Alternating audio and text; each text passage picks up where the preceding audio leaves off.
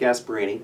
I'm here today being interviewed as the President and CEO of the National Council of Agriculture Employees, NCAE, a national agricultural trade association in Washington, D.C., and as the President and CEO of ASHCA, the Agricultural Safety and Health Council of America, a 501c3 educational organization based in my hometown of Leesburg, Virginia, focused on agricultural safety and health from the farmer all the way to the manufacturer level. Thank you.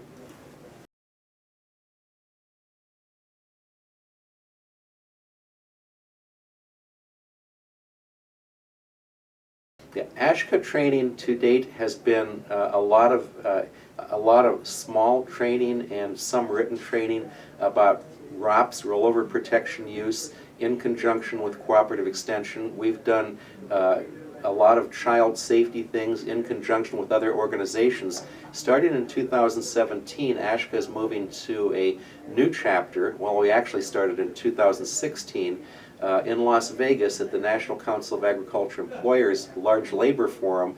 We did a half-day certificate program for growers on worker safety, and that went very well. We had about 26 attendees and participants who paid to participate and carried their certificates home with the intent of making their workplaces safer and better for their workers and themselves. In 2017, we will be offering a 3.5-day training school for professionals that's a bigger version of that pilot program from last December out in Monterey, California, and we hope to run that training school probably 2 or 3 times a year in different parts of the country after that. We have to thank a couple of the corporations, CHS in particular, for a grant which helped us to start that school.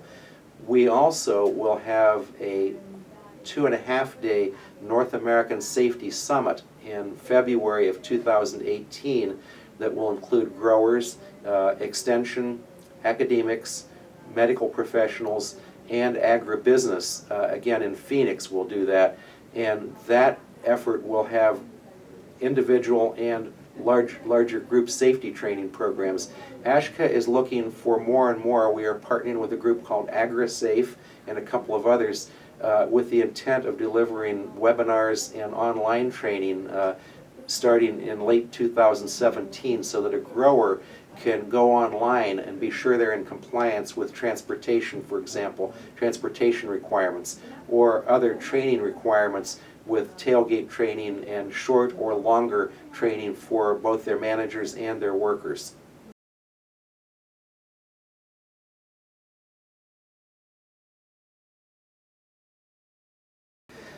Well, farmers in general, having been on all 3 sides of the pesticide issue as a user, as a distributor, and a manufacturer at one point, and then as a representative agribusiness with Crop Life, the dealer and the retailer are where the farmer go initially for their safety and their use information.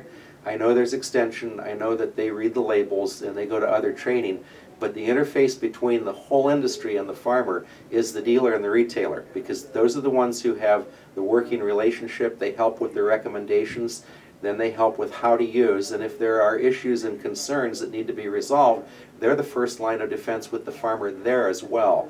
So it's critical that on all safety issues that those dealers and distributors and agents be up to speed and be demonstrating the very best safety practices, because they will set the pace for the farmer in the field.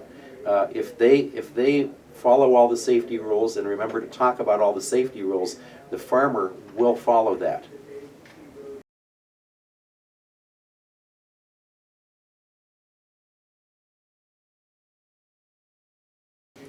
There are lots of good best management practices. The best one I can think of is that everybody on the farm or the business operation has to be involved in safety.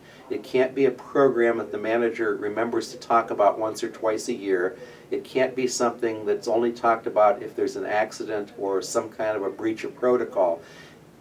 The single best management practice for safety in any business enterprise, and a farm is a business, by the way, is that everybody on the farm, from the owner to all of the managers, to every single worker, feels that safety is important to them and to the farming operation, and that everybody on the farm is empowered to question poor safety practices, or to stop and ask a question, how can we do this safely? Or to even stop work briefly to make a situation safe. Safety can't be a program, it has to be a way of life, and it has to include every single person on the farm.